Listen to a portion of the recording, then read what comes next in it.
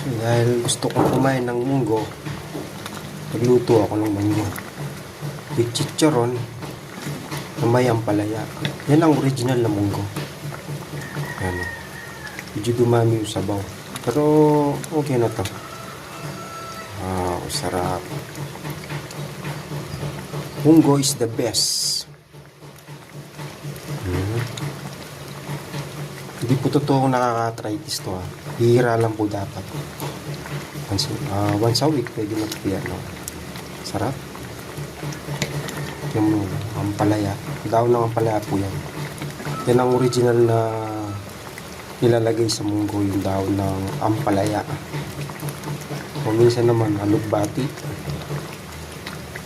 Sarap po. May medyo dumami yung sabaw, pero ayos na po yan.